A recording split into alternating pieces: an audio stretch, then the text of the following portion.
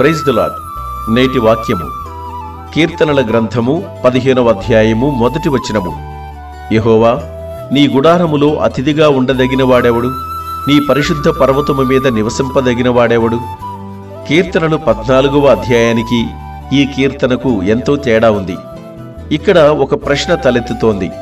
అందరూ భ్రష్టులైతే, ఎవరూ కూడా దేవుణ్ణి వెదకకుండా ఉంటే, అన్వేషించకుండా మేలు చేయకుండా ఉంటే, మరి ఈ అధ్యాయంలో వర్ణించిన లక్షణాలు ఎవరికైనా ఉండడం ఎలా సాధ్యమవుతుంది?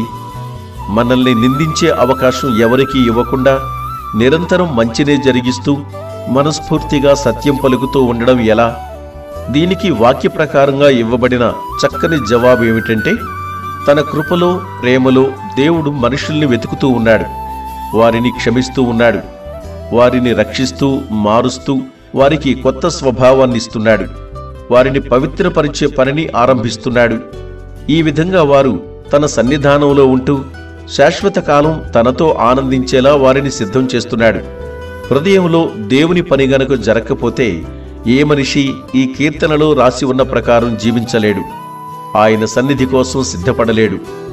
ఈ లోకంలో మనుషులెవరైనా మనలను అతిథులుగా ఆహ్వానించి మనకు మంచి ఆతిథ్యమిస్తేనే పొంగిపోతుంటాం. కాని దేవుడే తన గుడారములో ఒక మనిషిని అతిథిగా ఏర్పరచుకుని ఆతిథ్యమిస్తే ఇంకెంత ఘనమైనదిగా ఉంటుందో అర్థం చేసుకొని ఆయన గుడారములో ఉండదగిన పరిశుద్ధతను కలిగి జీవిద్దాం. దేవుడే తన సహాయం ద్వారా మనల్ని నడిపించునుగాక. ఆమేన్.